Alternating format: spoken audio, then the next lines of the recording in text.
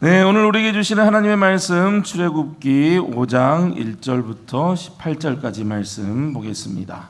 구약 87쪽입니다.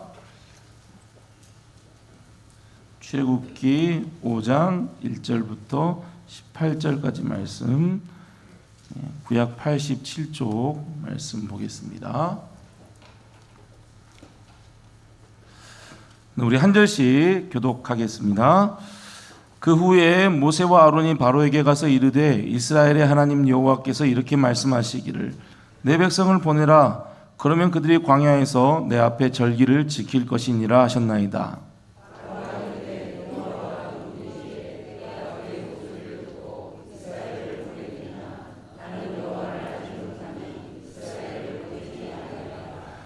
그들이 이르되 히브리인의 하나님이 우리에게 나타나셨은즉 우리가 광야로 사흘 길쯤 가서 우리 하나님 여호와께 제사를 드리라 하오니 가도록 허락하소서. 여호와께서 전염병이나 칼로 우리를 치실까 두려워하나이다.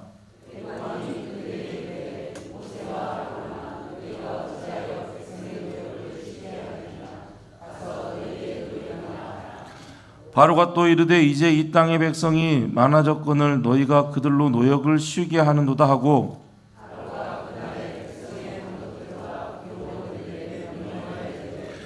너희는 백성에게 다시는 벽돌에 쓸 짚을 전과 같이 주지 말고 그들이 가서 스스로 짚을 줍게 하라.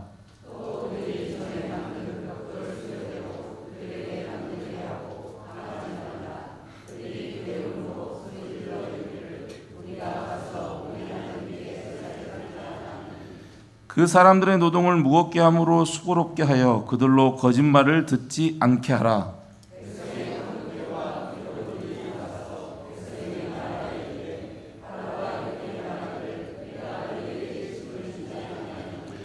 너희는 짚을 찾을 곳으로 가서 주우라. 그러나 너희 일은 조금도 감하지 아니하리라 하셨느니라.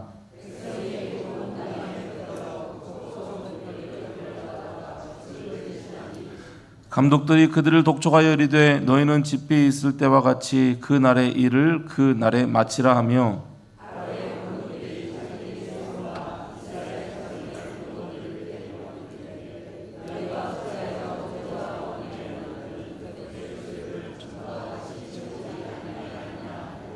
이스라엘 자손의 기록원들이 가서 바로에게 호소하여 이르되 왕은 어찌하여 당신의 종들에게 같이 하시나이까?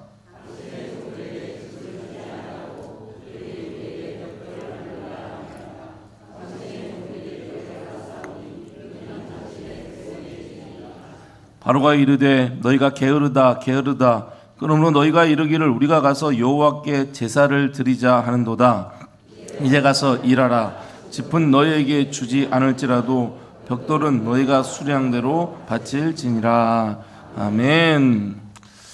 네, 오늘도 함께 예배한 우리 모든 성도님들에게 하나님의 은혜와 평강이 언제나 함께 하시기를 소망합니다. 네, 자동차는 남자들의 가장 비싼 장난감이다 그런 말이 있습니다. 어린아이가 새로운 장난감을 사고 싶고 계속해서 또 가지고 놀고 싶고 아끼는 것처럼 새로운 디자인의 자동차가 나오면 사고 싶어 하고 또 운전하면서 닦고 관리하고 소중히 다루는 게 이제 보통 남자들의 모습이라 생각을 하는데요.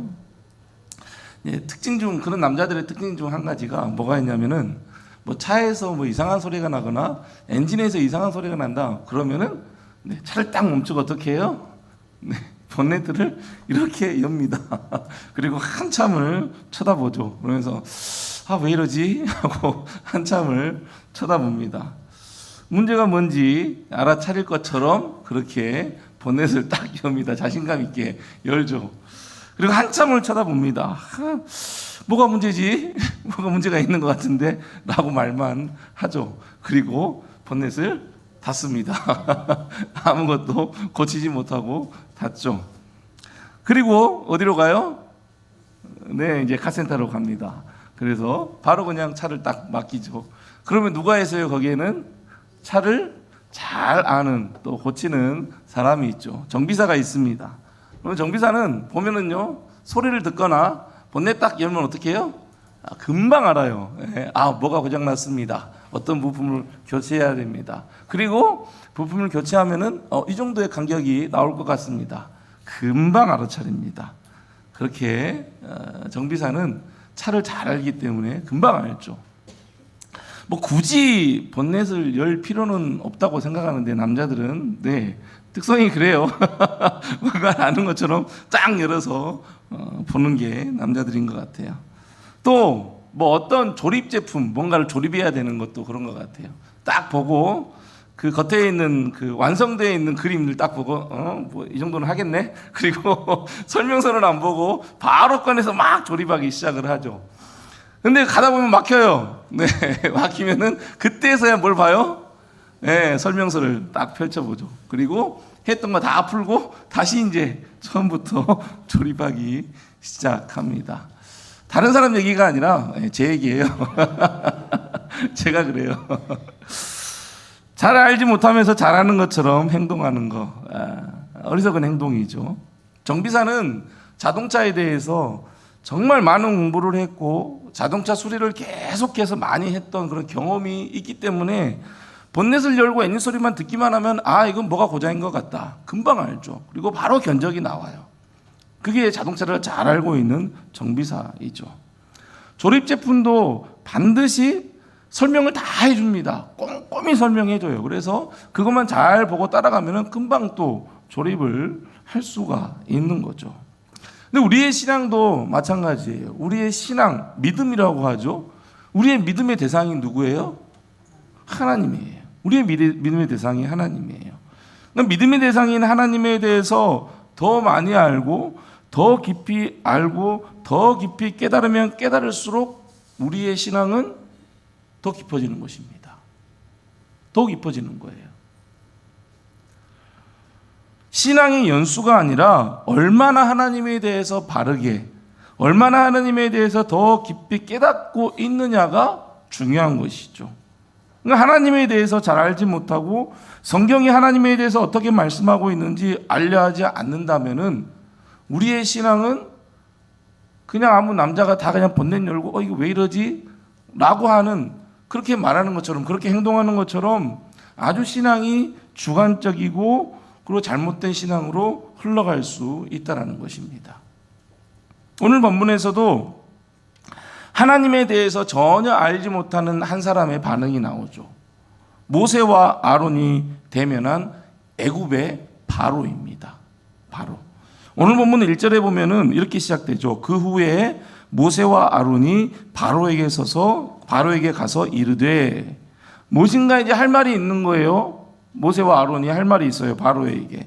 앞서 4장에 보면 하나님께서는 모세의 형 아론이죠. 아론에게 이 광야로 가서 지금 모세가 왔으니 모세를 가서 맞으라 라고 얘기를 합니다. 그러니까 하나님의 산에서 이제 아론은 모세를 만나게 되죠. 모세는 하나님께서 자신에게 분부한 모든 것들, 그러니까 출애굽이죠. 이 출애굽에 대해서 관련된 일이죠. 이것을 형에게 다 알려줍니다. 하나님께서 나를 부르셔서 나를 사용해서 이제 출애굽하게 될 것입니다. 이 일에 대해서 다 형에게 알립니다. 그리고 이제 모세와 아론은 이스라엘 자손의 모든 장로들을 다 모으고 그리고 그들에게 하나님께서 모세에게 이르신 말씀, 출애굽의 말씀을 전하고 그 백성들 앞에서 이적을 행하죠. 그러자 31절에 보면 이렇게 되어 있습니다. 백성이 믿으며 여호와께서 이스라엘 자손을 찾으시고 그들의 고난을 살피셨다 함을 듣고 머리 숙여 경배하였더라. 이것은 모세를 하나님께서 보낸 이스라엘의 지도자로 인정한 것입니다. 모세와 아론이 했던 그 모든 말씀들을, 그 이적들을 보고 이렇게 그 장로들이 고백한 것은 모세는 하나님께서 보낸 우리의 지도자다라는 것을 인정하고 있는 것이죠. 그리고 또한 그들의 고통 중에 돌보시는 그 하나님께 이제 우리는 그 하나님께 우리가 복종하겠습니다. 이러한 의미가 들어가 있어요. 그렇게 이스라엘 장로들과 백성들의 인정을 받은 모세와 아론, 그 외에 이제 드디어 바로를 대면하게 됩니다. 하나님으로부터 보냄받은 모세 그리고 애굽의 신적인 존재인 바로가 대면을 하게 되는 거죠. 직접적인 이제 출애굽의 여정이 시작이 된 것입니다. 대면한 이제 모세는 바로에게 이렇게 말을 합니다. 1절입니다. 이스라엘의 하나님 여호와께서 이렇게 말씀하시기를 내 백성을 보내라. 그러면 그들이 광야에서 내 앞에 절기를 지킬 것이니라. 그러니까 모세는 이스라엘의 하나님 여호와께서 이렇게 말씀하셨다. 이스라엘의 하나님 여호와께서 우리에게 너에게 말하고 있는 것이다. 분명히 밝히고 있어요. 하나님께서 지금 너에게 말하고 있는 것이다. 그러니까 하나님께서 이스라엘의 출애굽을 계획하시고 실행하는 분이시라는 것을 얘기하고 있는 거예요. 그리고 이스라엘에 대해서 뭐라고 하냐면은 하나님께서 내 백성이다. 내 백성을 보내라. 이렇게 말씀하고 있죠. 바로에게 의해서 히브리 사람들은, 이 이스라엘 사람들은 누구예요? 바로에게 의해서는 자신의 노예죠. 바로의 노예예요. 애굽 황제 바로의 노예였습니다. 하지만 하나님께서는 모세를 통해 이스라엘 백성은 내 백성이다. 이스라엘 백성은 내 백성이다. 하나님의 백성이다 말씀하시죠. 내 백성이니 내 백성들이 절기를 지킬 수 있도록 내보내라 라고 명령을 합니다. 자, 이 명령을 들은 바로가 어떻게 반응을 하는가? 2절이에요. 2절 함께 한번 읽어보겠습니다. 시작. 바로가 이르되 여호와가 누구이기에 내가 그의 목소리를 듣고 이스라엘을 보내겠느냐? 나는 여호와를 알지 못하니 이스라엘을 보내지 아니하리라. 아멘. 바로는 가장 먼저 한 얘기가 이거예요. 여호와가 누구냐? 여호와가 누구냐? 도대체 여호와가 누구냐? 이렇게 먼저 반응을 해요. 이 말은 실제로 이제 바로가 여호와 하나님이 누구인지 알지 못했다라는 것도 있을 수 있겠지만, 당시 고대 그 사회의 최대 왕국의 절대 권력을 가지고 있던 그 바로가 이 여호와라고 지금 얘기하고 있는 것은 그가 노예로 삼고 있는 이스라엘의 하나님인 거잖아요. 그러니까 그 한낱 노예의 신이 그 하는 말에 대해서 아주 코숨치듯이 거절하는 그런 얘기예요. 야, 너희들 신 그 여호와 도대체 누구야? 이렇게 비꼬듯이 얘기하는 거예요. 그게 뭐야 도대체? 이렇게 얘기하는 거죠. 여호와가 누구인지도 모를 뿐만 아니라 황제인 내가 그 말을 들을 이유도 없고 또 그 신에 대해서 관심도 없고, 혹 여호와라는 신이 있다 할지라도 이스라엘의 신, 곧 내 노예들의 신이 나와 뭔 상관이 있길래 내가 그 목소리를 들어야 하느냐, 이렇게 얘기하는 거죠. 뿐만 아니라 이집트의 그 애굽의 황제인 나는 결코 너희들이 말하는 그 여호와, 너희들이 말하는 그 하나님, 그 권위와 뭐 존재 나는 인정할 수 없다라고 거절을 하고 있는 것입니다. 바로의 무지함과 교만함, 그 무지함과 교만함이 하나님의 명령을 거절했죠. 이 거절에 대해서 다시 한번 또 모세는 바로에게 이렇게 말을 합니다. 3절이에요. 그들이 이르되 히브리인의 하나님은 우리에게 나타나셨은즉 우리가 광야로 사흘 길쯤 가서 우리 하나님 여호와께 제사를 드리라 하오니 가도록 허락하소서. 여호와께서 전염병이나 칼로 우리를 치실까 두려워하나이다. 먼저는 히브리인의 하나님, 이제는 바뀌었어요. 히브리인의 하나님이 우리에게 나타나셨다. 히브리인의 하나님이 나타나셨다. 직접적으로 지금 바로에게 알아들을 수 있도록 히브리인의 하나님이다. 당신이 노예로 삼고 있는 그 히브리인의 하나님께서 우리에게 나타나셨다. 모세와 아론에게 나타나셨다. 나에게 나타나셨다. 직역하면은 그 히브리인들의 하나님께서 우리를 찾아오셔서 나를 만나줬다. 나를 만나셨다. 그렇게 번역할 수 있어요. 그러니까 하나님께서 직접 찾아오셔서 하나님의 뜻을 말씀하셨고, 또한 반드시 그 뜻을 하나님께서는 이루실 것이고 성취하실 것이다. 하나님께서는 결코 이 일을 물러서지 않을 것이다. 그러한 의미가 포함되어 있는 것이죠. 그러니까 바로로 하여금 이스라엘 백성들을 내보지 않는 것은 결국 그 하나님을, 히브리의 하나님을 대적하는 것이다 라는 것을 말씀하고 있는 것입니다. 그리고 다시 한번 우리가 광야길 사흘쯤 가서 우리 하나님 여호와께 제사를 드리려고 하니 보내달라라고 요청을 하죠. 그러면서 만약 우리가 제사를 드리지 못한다면 여호와께서 전염병이나 칼로 우리를 칠까 두려워한다. 이 전염병이나 칼은 당시 고대 근동 지역 사람들의 이 사람들의 이 칼이나 이런 전염병 같은 것은 자신들이 섬기는 신에 대해서 소홀히 했을 때 그 신이 우리에게 주는 것이다. 주는 징계다, 징벌이다라고 그렇게 생각을 했어요. 그러니까 모세는 그것을 알고 있고 바로도 그것을 알고 있었죠. 그래서 하나님께서 너희를 징벌할 것이다. 하나님께서 너희들을 칠 것이다. 전염병이나 칼로 우리를 보내지 않으면 그렇게 칠 것이다. 그렇게 말을 하고 있는 거예요. 이러한 거듭된 모세의 요청에 이제 바로가 또 어떻게 반응을 하는가? 4절입니다. 함께 한번 읽어보겠습니다. 시작. 애굽왕이 그들에게 이르되 모세와 아론아 너희가 어찌하여 백성의 노역을 쉬게 하려느냐? 가서 너희의 노역이나 하라. 아멘.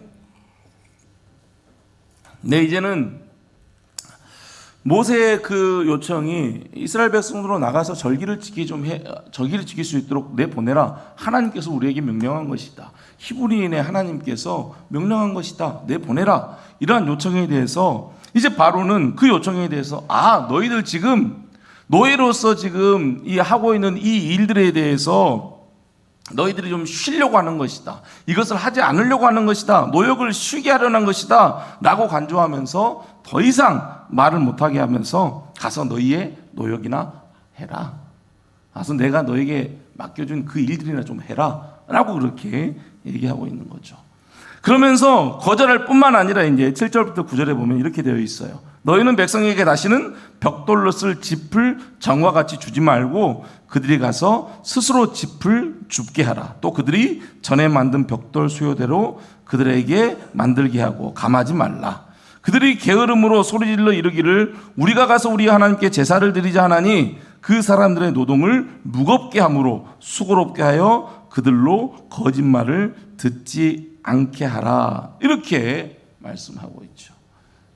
그러니까 전에는 벽돌을 만드는 데 사용되는 짚을 줬어요. 제공을 해줬어요. 근데 이제는 더 이제 그 노역을 이제 강하게 하는 거죠. 아예 짚도 주지 않는 거예요. 그러면서 그 짚으로 가가지고 짚을 직접 가져와가지고 벽돌을 만들게 하는 노역을 더 무겁게 하고 더 수고롭게 하는 것이죠. 그리고 모세와 아론의 말을 거짓말로 몰아붙이게 합니다. 거짓말이다. 거짓말을 듣지 않게 하라. 그렇게 얘기하고 있어요. 모세와 아론의 말을 헛되고 어리석은 거짓말로 몰아붙여서 그들의 모든 계획이 숲으로 돌아가도록 그렇게 만들려고 한 것이죠. 처음에는 바로가 여호와가 도대체 누구냐? 라고 그렇게 이야기를 했죠. 그 다음에는 계속해서 거절을 해요.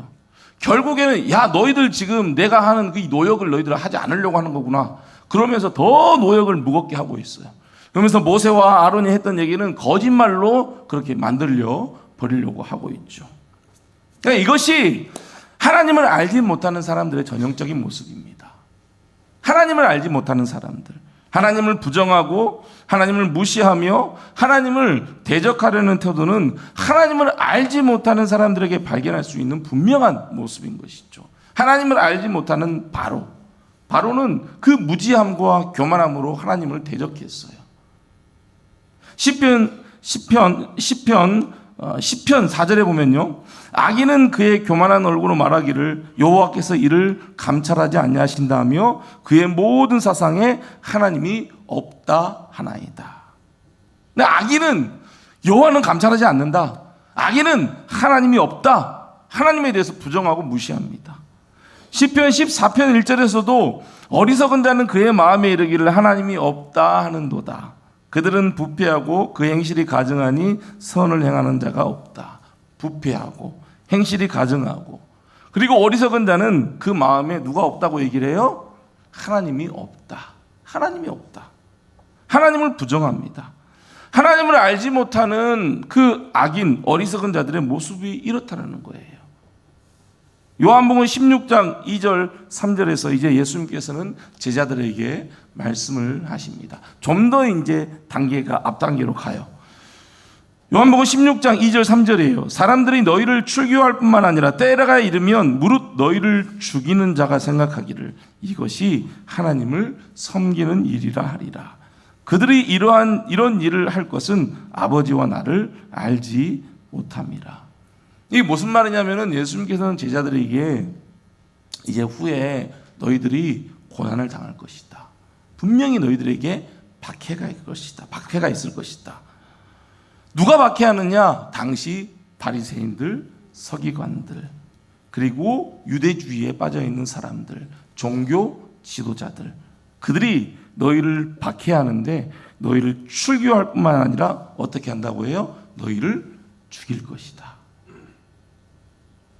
그런데 보면요, 뒤에 보면 말씀에서 계속 보면은 그렇게 제자들을 박해하고 출교하고 죽이는 그 일이 자기들이 생각했을 때는 이것은 하나님을 섬기는 일이다. 이렇게 생각한다는 거예요. 예수님의 제자들을 박해하고 그들을 죽이고 하는, 출교하고 죽이고 하는 그 일이 이 일은 하나님을 위한 일이다. 하나님의 일이다. 그렇게 생각한다는 거예요. 왜 그렇게 생각하는가? 그들은 하나님을 알지도 못하고 예수님에 대해서 알지도 못하기 때문이다. 그렇게 말씀하고 있어요. 그러니까 하나님과 예수 그리스도에 대한 무지는 그 종교 지도자들로 하여금 제자들을 핍박하고 죽이는 그런 악을 범하는 결과를 낳고 마는 것이죠. 대표적인 인물이 누구예요? 예수님을 만남으로 이름이 바뀐 바울이죠. 대표적인 인물이 바울이에요. 만나기 전에 이름이 뭐였어요? 사울이죠. 사울입니다. 바울이 예수님을 만나기 전 하나님에 대해, 예수님에 대해서 제대로 알지 못할 그때 율법과 유대주의에 얽매여 있던 그 사울은 스데반 집사를 죽이는데 앞장섰습니다. 사울이 얼마나 위협적인 존재였는지 이제 예수님을 만난 사울에게 가서 이제 앞을 보지 못하는 사울에게 가서 안수하고 그리고 사명을 얘기해줘라 라고 하나님의 말씀을 들은 그 아나니아가 어떻게 얘기하냐면은 사울은 예루살렘에서 주의 성도에게 적지 않은 해를 끼쳤다 라고 하면서 다메섹 여기에서도 지금 주의 이름을 부르는 모든 사람들을 결박하고 핍박하고 죽이려고 왔습니다. 저는 못 가겠습니다. 이렇게 얘기했어요. 얼마나 사울이 위협적인 존재였는지. 그리고 바울 자신도 과거의 그 사울일 때 자신의 모습에 대해서 이렇게 얘기를 해요. 디모데전서 1장 13절에 보면요, 내가 전에는 비방자요 박해자요 폭행자였으나 도리어 긍휼을 입은 것은 내가 믿지 아니할 때에 어떻게 알지 못하고 행하였습니다. 믿지 않을 때, 알지 못할 때, 하나님에 대해서 제대로 알지 못할 때, 예수 그리스도에 대해서 제대로 알지 못할 때, 그들이 가지고 있던 율법에 대해서 제대로 깨닫지 못하고 있을 때, 그때 알지 못할 때 자신의 모습에 대해서 나는 비방자였다, 박해자였다, 폭행자였다. 그렇게 스데반을 죽였잖아요. 사울이 동참했어요. 앞장섰어요. 이것이 하나님을 바로 알지 못하는 사람들의 모습인 것이죠. 지금 이제 어떤 단체가 그래요? 어떤 집단이? 신천지, 이단들의 집단들이 그렇죠. 거짓으로 속입니다. 하나님의 이름을 얘기하고 예수의 이름을 얘기하지만 거짓으로 속이죠. 가정을 파괴합니다. 한 사람의 인생을 파괴합니다. 폭행을 일삼습니다. 교회의 지도자들을 박해합니다. 이것이 신천지를 비롯한 이단들의 실상이에요. 하나님을 얘기하고 예수를 얘기하지만 그들의 실상은 모든 것들을 파괴하고 자기들의 집단에 들어와야지만 구원을 받는다고 하는 잘못된 구원을 얘기하고 파괴하고, 그런 게 지금의 이단들, 신천지 그 집단들의 모습인 것이죠. 애굽의 바로가 그렇습니다. 바리새인과 서기관들, 당시 종교 지도자들, 사울, 그리고 신천지, 하나님을 알되 제대로 알지 못하는 그 세상 사람들과 그리고 그 종교 지도자들, 하나님에 대해 바로 알지 못하는 그 사람들은 하나님에 대해서 바로 알지 못하기 때문에 그러한 악한 일들을 행하죠. 어찌 보면 그것은 당연하다고 할 수 있습니다. 왜요? 하나님에 대해서 잘 알지 못하기 때문에, 바로 알지 못하기 때문에. 그렇게 행하는 것은 어찌 보면 당연하다라고 말할 수 있어요. 그런데 문제는 뭐냐? 이제 여기부터 문제가 되는 거예요. 하나님을 믿고 정말 예수님을 믿는다고 하는, 그래서 매주마다 교회 나와서 함께 예배하고 하는 그리스도인들이 하나님을 바로 알지 못하고 하나님을 바로 깨닫지 못함으로 삶에서 하나님을 바로 섬기지 못하는 어리석은 모습들이 나타난다는 것이 너무나 안타까운 일이 아닐 수 없는 것이죠.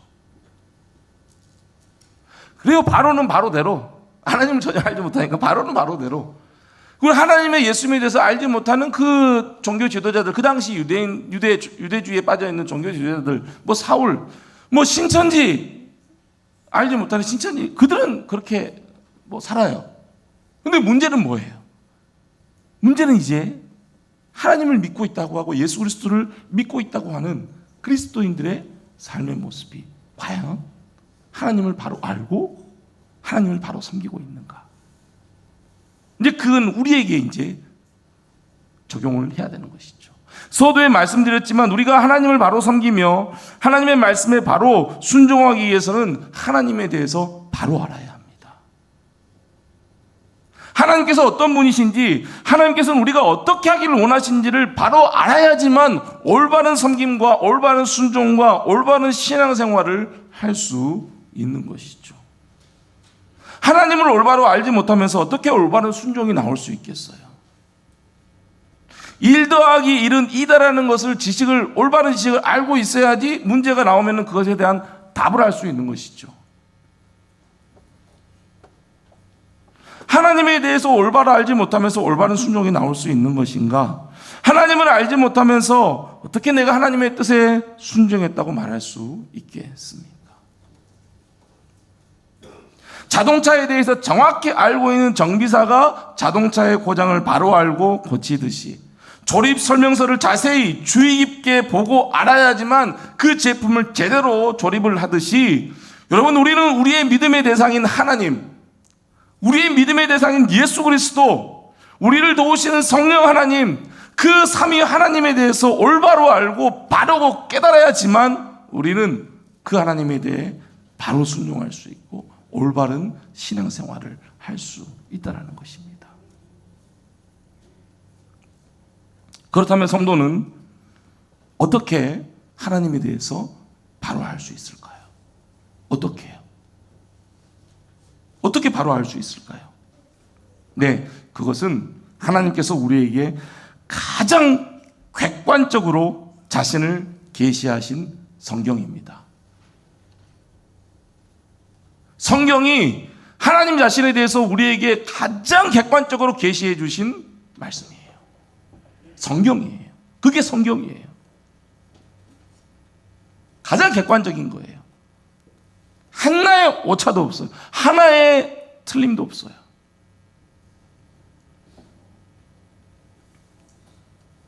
그래서 성경을 읽고 묵상하고 배우는 것입니다. 성경을 통하지 않고서는 하나님을 올바로 알 수 없는 것이죠. 칼빈의 기독교 강요 상 1권 6장에 보면요, 이렇게 되어 있습니다.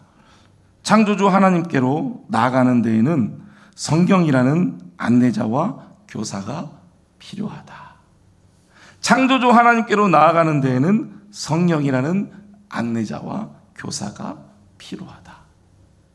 하나님에 대해서 알기 위해서는 반드시 뭐가 있어야 한다고요? 성경이 있어야 한다. 그래서 이 주제로 이제 4가지를 이야기를 합니다. 4가지를 제가 한번 요약된 내용을 쭉 읽어 드리겠습니다. 먼저는 1. 성경이 하나님을 깨닫는 확실한 수단임. 하나님께서는 인간이 방황하지 않고 망각 속에 빠지지 않게 하시기 위해서 울타리를 쳐주셨다. 그리하여 하나님을 아는 순전한 지식 속에 붙들어 두셨는데 우리의 우둔함을 몰아내고 참되신 하나님을 분명하게 보여주는 것이 성경이다. 성경은 하나님을 깨닫는데 필요한 더 직접적이고도 더 확실한 수단이다. 뭐가요? 성경입니다. 두 번째, 기록된 하나님의 말씀. 하나님께서는 믿음의 선진들에게 하신 말씀을 공적인 기록으로 남기기를 기뻐하셨다. 이렇게 해서 율법이 반포되었고 선지자들과 또한 그리스도의 말씀도 기록이 되었다. 성경에서 친히 자기를 증거해 놓으신 것을 경건한 자세로 받아들일 때에 비로소 참 깨달음이 시작되는 것이다. 기록되었습니다. 성경이죠. 기록이 되었어요. 기록. 세 번째, 성경 없이는 오류에 빠질 수밖에 없음. 인간의 마음은 하루라도 성경을 읽지 않으면 하나님을 잊어버리는 대로 빠지기 쉽고 오류에 이끌리는 성향도 강하다. 그래서 하늘의 진리가 사라지고 왜곡되고 부패되는 것을 막기 위해서 그것들을 기록하여 남기는 것이 절실했다. 하나님을 순전하게 바라보기를 진심으로 바란다면 바른 길을 따라 나아가야 한다. 곧 하나님의 말씀에게로 나아와야 한다는 것이다. 기록된 하나님의 말씀으로 나아가야지 하나님을 순전하게 바라볼 수 있다는 것이죠. 바른 길을 따라갈 수 있다는 것이죠. 네 번째입니다. 하나님의 말씀에 도움이 있어야 하나님께 이를 수 있음. 하늘의 궁창과 세상의 만물이 하나님께서 살아계시고 그것들을 지으신 분이시라는 것을 증명하지만 성경 말씀 없이는 그것을 깨달을 수 없다. 이게 모든 하나님께서 창조하신 모든 만물, 오늘 눈이 왔잖아요. 눈을 누가 주신 거예요? 하나님이 주신 거예요. 또 아름다운 사계절이 우리에게 있어요. 그 모든 것들을 누가 주셨어요? 하나님이 주셨어요. 창조하신 모든 것들을 통해서 이것은 하나님께서 하셨구나. 하나님을 볼 수가 있죠. 그런데 이것은 일반적인 하나님의 계시예요. 일반적으로 우리에게 보여준, 모든 사람들도 알 수 있게 보여주신 거예요. 그런데 특별한 하나님의 계시는 어디에가 있는가? 성경에가 있는 거예요. 성경 말씀이 없이는 그것을 깨달을 수 없다고죠. 인간의 마음, 계속 읽어드리겠습니다. 인간의 마음이 연약하고 무기력함 때문에 하나님의 거룩하신 말씀의 도움이 없이는 절대로 하나님께 이를 수 없다. 하나님의 말씀의 도움이 있어야 하나님에 대한 바른 신앙을 가질 수 있다. 이렇게 네 가지로 정리를 했습니다. 다시 한번 좀 정리해서 제가 한번 읽어드리겠습니다. 성경은 하나님을 깨닫는 데 필요한 더 직접적이고도 더 확실한 수단이며 경건한 자세로 받아들일 때에 비로소 참 깨달음이 시작되는 것입니다. 하나님을 순전하게 바라보기를 진심으로 바란다면 하나님의 말씀으로 나아와야 합니다. 하나님의 말씀에 도움이 있어야 하나님에 대한 바른 신앙을 가질 수 있습니다. 정리를 하면 이렇습니다. 시편 119편 105절 말씀 너무나 잘 알고 있죠. 주의 말씀은 같이 한번 읽어보겠습니다. 시작. 주의 말씀은 내 발의 등이요 내 길의 빛이니이다. 아멘. 여러분, 이 시편 기자의 고백, 말씀은 내 발의 등이고 내 길의 빛이다. 너무나 잘 알고 있는 말씀이에요. 근데 너무나 잘 알고 있는 말씀인데 이 말씀이 그냥 우리가 그냥 알고 있고 암송하고 있는 말씀으로 끝난다면은 이 말씀은 우리에게 아무런 영향을 미치지 않죠. 이 시편 기자의 고백처럼 말씀은 어두운 세상 가운데 하나님의 사람으로 어떻게 발을 내디디며 살아가야 하는지 알려주는 등불이 뭐라고요? 말씀이에요. 한 치의 앞도 알 수 없는 우리의 인생이잖아요. 그런 인생 전체의 여정, 그 길을 올바로 걸어갈 수 있게 환히 비춰주는 빛이 뭐예요? 뭐라고요? 말씀입니다.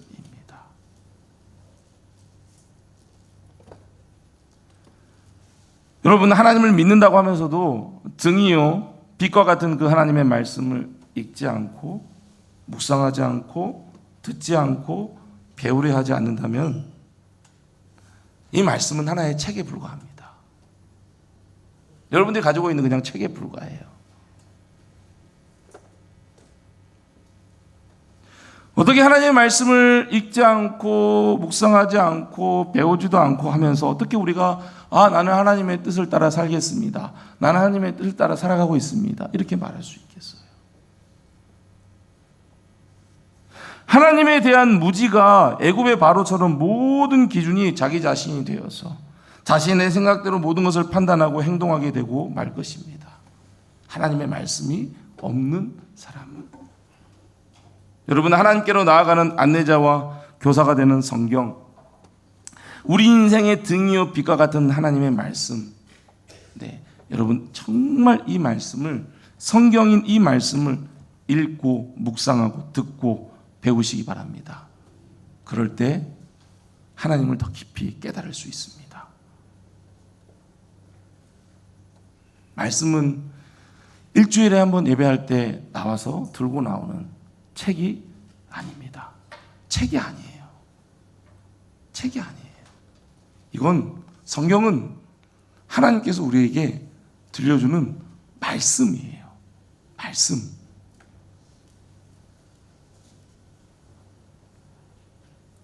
눈으로만 보는 책이 아니라 우리 귀로 들려주는 하나님의 음성이 성경이라는 거예요. 내가 어떤 존재인지, 하나님께서 내가 어떤 존재인지, 내가 뭘 원하는지 우리에게 들려주는 말씀이 성경이라는 것입니다.